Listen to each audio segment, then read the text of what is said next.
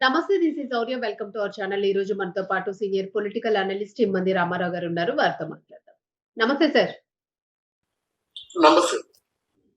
Sir, Vallabhaneni Vamsi గారు అజ్ఞాతంలో ఉన్నారు, పరారీలో ఉన్నారు. ఆయన ఫోన్ స్విచ్ ఆఫ్ వస్తూ ఉంది. అలాగే ఆయన అనుచరులవి కూడాను అని చెప్పేసి ఒక వార్త వైరల్ అవుతూ ఉంది. మరి నిజంగానే ఆయన పరారీలో ఉన్నారా? అజ్ఞాతవాసానికి వెళ్లారా? సో అంత అంటే ఆ ఫేస్ చేసి గట్స్ వాళ్ళకి లేవా? ఆయనకి చేసేటప్పుడు బెదిరించినప్పుడు ఉన్న గట్స్ ఇప్పుడు ఎందుకు లేవు? సో దీని గురించి ఏం చెప్తారు మీరు? ఎలాంటి యాక్షన్ తీసుకోబోతోంది ఒకవేళ నిజంగానే పరారీలో ఉంటే గవర్నమెంట్? ఇక్కడ వల్లభనేని వంశీకి ఒకసారి శిక్ష పడిన తర్వాత శారీరకంగా మానసికంగా చాలా ఒక పనిష్మెంట్ అనుభవించాడు. బయటకు వచ్చినప్పుడు జగన్మోహన్ రెడ్డి చెప్పినట్టుగా మరీ అందగాడు కాదు, కానీ మంచి పర్వాలేదు, చూడడానికి బాగానే ఉండేవాడు. అటువంటి వల్లభనేని వంశీ ఆ రూపం లేకుండా పోల్చుకోలేని పరిస్థితుల్లో బయటకు వచ్చాడు. బయటకు వచ్చిన తర్వాత ఏదో ఇంకా ఎవరి జోలికి వెళ్లకుండా సజావుగా ఉందాం అనుకుంటే మిగతా వాళ్ళు ఊరుకుంటారా? ఈ పేరు నాని వీళ్ళందరూ కూడా మళ్ళీ వెంటబడి ఆయన పురుగొలిపారు. ఇక్కడ వల్లభనేని వంశీ మీద ఇంక మిగతా ఉన్నాయి, కేసులు ఉన్నాయన్నమాట. ఆయన చేసింది తక్కువ చేయలేదు కదా. వల్లభనేని వంశీ, పేరు నాని, అంబటి రాంబాబు చేసినటువంటి నేరాలు తక్కువ నేరాలు చేయలేదు. అయితే మళ్ళీ కేసు అంటే మళ్ళీ నోటీసులు అరెస్ట్ చేస్తారని నోటీసులు ఇచ్చేసరికి వల్లభనేని వంశీకి భయం పుట్టుకొచ్చిందన్నమాట. అంటే ఫారెన్ విదేశాలు వెళ్ళడానికేమో అవకాశం ఉండదు, ఎందుకంటే పాస్పోర్ట్ ఏమో సీజ్ చేస్తారు, వెళ్ళే అవకాశం ఉండదు. ఇక్కడే ఉంటాడన్నమాట, ఎక్కడ కనిపించడం లేదు. ఫోను అంటే ఫోన్ చేసినప్పుడు కూడా ఫోన్ ఎత్తకంటే ఉన్న ఫోన్ కిల్ చేయడం అంటే ఫోన్ ఎత్తకపోవడం కాదు, ఆ ఫోన్ వాడడం మానేస్తారు, వేరే ఫోన్ ఉంటుందన్నమాట. ఆ నెంబర్ ఎవరికి తెలియదు, వాళ్ళకి సంబంధించిన వాళ్ళకి తప్ప మిగతా వాళ్ళకి తెలియదు ఆ ఫోన్ నెంబరు. అలా ఉంటుంది. బట్ ఏదేమైనప్పుడు కూడా ఆయన మామూలు ప్రభుత్వానికి వచ్చి ప్రభుత్వ సమక్షంలో ఆయన హాజరయ్యి ఓకే మీ తాలూకు శిక్ష అనుభవిస్తానంటే ఆ శిక్ష తగ్గుతుంది. కానీ ఇలాగ ఎప్పుడైతే ఎస్కేప్ అయ్యాడో అప్పుడు ఆయన నేరస్తుడిగా ముద్ర వేయబడతాడు అన్నమాట. ఎస్కేప్ అయినప్పుడు గనక డెఫినెట్ గా మళ్ళీ వస్తాడు ఖచ్చితంగా. జనం ఈ పోలీసు వ్యవస్థ ముందు నిలబడతాడు, ఏదో కారణం వస్తాడు దానికి. అంతకంటే ఏముంది, వాళ్ళు రాజకీయ నాయకులు చేసిన నేరాలన్నీ కప్పించుకోవడానికి ఒక నేరం చేసే ముందే ఆలోచించుకుంటారు. మనం దొరికిపోయినట్టయితే దీన్ని ఏ విధంగా కప్పించుకోవాలి, ఏ విధంగా సమర్థించుకోవాలని చెప్పేసి అలా సమర్థించుకుంటాడు.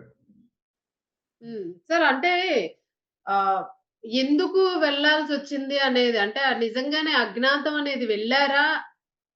అది ఏదైనా ఒక భయంతోనా, లేకపోతే మరలా ఇంకొకసారి జైలుకి వెళ్ళిపోతే ఇంకా గతంలో మనం చూసాం మీరు అన్నట్టుగా నిజంగానే జైలు నుంచి వచ్చిన తర్వాత ఏ ఒక్కరు కూడా గుర్తుపట్టలేకపోయారు. ఎందుకంటే ఆ హైట్ గానే వెయిట్ గానే ఒక పర్సనాలిటీ ఉన్న పర్సన్, ఒక చామున్న పర్సన్ లాగే ఉండేవాడు ఆయన చూసేటప్పుడు, రాజకీయాల్లో ఉన్న వాళ్ళతో కంపేర్ చేసుకుంటూ. మరి అట్లాంటి మనిషి ఒక పేషెంట్ లాగా అయిపోయి గుర్తుపట్టలేని విధంగా ఇదేంటి ఇలా అయిపోయాడు అన్నట్లు వచ్చారు.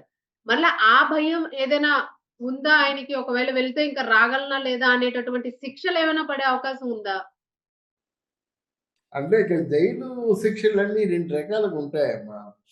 ఒకటి అత్తారింటికి అల్లుడు వెళ్ళినట్టుగా జైల్లో ఉండి 4 రోజులు వచ్చేయడం ఒకటి.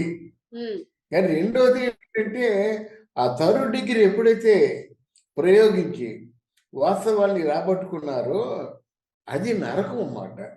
అంటే ఇంతకాలం తప్పులన్నీ ఎందుకు చేసావురా భగవంతుడు అనేటువంటి ఒక మరణ వేదన అనుభవిస్తారు వాళ్ళు.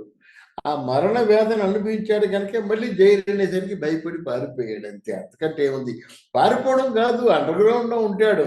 ఎంతమంది ఎలాగ ఉంటారు లేరు అండర్ గ్రౌండ్ లో. ఇప్పుడు వల్లభనేని వంశీకి ఇది కొత్త కాదు కదా. వల్లభనేని వంశీకి అంత ముందు చాలా సార్లు అండర్ గ్రౌండ్ లో ఉన్నాడు, కొన్ని సమయం ఇచ్చినప్పుడు బయటకు వచ్చేవాడు అనమాట. రాజకీయ నాయకుడికి అలవాటు అది. మరి దీనిలో కుటుంబ సభ్యుల్ని విచారించే అవకాశం ఉంటుందా సార్? అంటే ఇప్పుడు ఆయన పరారీలో ఒకవేళ నిజంగానే రాలేదు అనుకోండి చాన్నాళ్ళు, అలాగే ఫోన్లు కూడా పని చేయకపోతే ఎంక్వైరీ ఎట్లా చేస్తారు? ఎవరు పోలీసులకి వాళ్ళు అనుకున్నప్పుడు లొంగుతారమ్మా. వాళ్ళ చేతిలో న్యాయ వ్యవస్థ ఉంటుంది. ఏం చెప్పినప్పుడు కూడా ఆ సంబంధిత లాయర్ చెప్పిన సలహా ప్రకారంగానే ఫాలో అవుతారన్నమాట. వాడు స్వతసిద్ధంగా ఏ నిర్ణయాలు తీసుకోరు. ఎంతకాలం ఎస్కేప్ అయి ఉండాలో. పిన్నెల్లి సోదరులు ఉన్నారు, మాచెర్ల వాళ్ళు.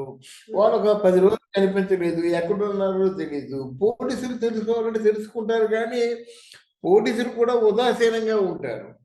కనుక అది వాళ్ళు ఏం చేస్తారంటే అక్కడ న్యాయం అంటే లాయర్ అంటే సంబంధిత లాయర్ ఏమి సలహా ఇస్తారు ఆ సలహాను పాటించి మళ్ళీ గవర్నమెంట్కి లొంగిపోతారు అనమాట. ఈ కారణం చేత నేను ఎస్కేప్ అవ్వాల్సిన అవసరం వచ్చింది.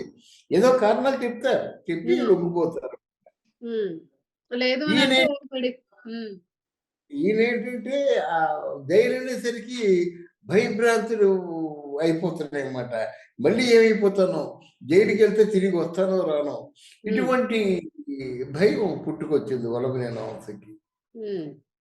మరి ఆ మాట అన్నప్పుడు తెలియదా? ఇతరుల గురించి, ఒక మహిళల గురించి అంత అడ్డగోలుగా మాట్లాడినప్పుడు దీని విలువ తెలియదు మీకు, ఇలాంటి శిక్షలు పడతాయని. అది డెఫినెట్ గా వల్లభనేని వంశీ వరకు గవర్నమెంట్ చాలా మంచి శిక్ష వేసింది. మిగతా వాళ్ళు శోభన పెళ్లి కొడుకుల్లా బయట తిరుగుతున్నారు, రోజుకి 10 సార్లు మామూలుగా ప్రెస్ మీట్ పెడుతున్నారు, ప్రెస్ మీట్ లో నోటుకు వచ్చింది వాగుతున్నారు. కానీ వల్లభనేని వంశీ వరకు కొంచెం మంచి పనిష్మెంట్ ఇవ్వడం జరిగింది. ఇంకా అంతకంటే ఏముంది? ఇంకా నిజాలు రాపడడం కోసం కేసులు పెడతారు, జైల్లో పెడతారు. వాళ్ళకి కావాల్సిన నిజాలు చెప్పేసినట్టయితే విడిచిపెట్టేస్తారు అన్నమాట. అంతే, చంపే వరకు ఇవ్వరు కదా. సార్ ఇంకొక ఆరోపణ కూడా వినిపిస్తూ ఉంది. అంటే వంశీ విషయంలోనే టీడీపీ కూటమి జాప్యం చేస్తోంది అని చెప్పేసి ఏమంటారు మీరు? జాప్యం అదే వంశీ విషయంలో ఇవ్వాల్సినంత పనిష్మెంట్ ఇచ్చేసారమ్మా. ఇప్పుడు పనిష్మెంట్ అంటే ఆల్మోస్ట్ ఆల్ అంటే షేపులు మారిపోయినాయి కదా. వంశీని గుర్తుపట్టలేని పరిస్థితికి వచ్చేలాగా ఆయన థర్డ్ డిగ్రీ ప్రయోగించడం కానీ, పనిష్మెంట్ ఇవ్వడం కానీ జరిగిపోయాయి. ఇప్పుడు ఇంకా కొన్ని సమాచారాలు కావాలి, కొన్ని రహస్యాలు బయటపడాలి. ఆ రహస్యాల్ని తీసుకోవడం కోసమే వాడు మళ్ళీ జైలుకి రమ్మంటారు. కానీ లేకపోతే వేరే కారణాలు ఏముంటాయి? నోటీసులు వచ్చాయి, ఎవరో కేసులు పెట్టారు, ఆ కేసుల మీద సంబంధిత కేసుల మీద నోటీసులు పంపిస్తారు. వీళ్ళకి ఏంటంటే జవాబు చెప్పదగ్గ నీటిలో కేసులు ఉంటే పర్వాలేదు, కొన్ని కేసులకి జవాబులు వాళ్ళు వెనక ముందు ఆలోచించకుండా నేరాలు చేసిన తర్వాత వాళ్ళు లొంగిపోవలసిన పరిస్థితి వస్తుంది. అలా లొంగిపోవలసిన పరిస్థితి వస్తున్నప్పుడే వాళ్ళకి నేరాలు చేసినవి నిరూపణ అయిపోయినప్పుడు ఎటు చెప్పలేక ఎస్కేప్ అవ్వడం, అండర్ గ్రౌండ్ లో ఉండడం, ఇటువంటి సందర్భాలు ఏర్పడతాయి అన్నమాట. రైట్ సార్, చూద్దాం సార్ ఈ కేసు అసలు ఎట్లా పోతుంది, ఆయన ఎప్పుడు బయటకు వస్తాడేంటి. Thank you sir.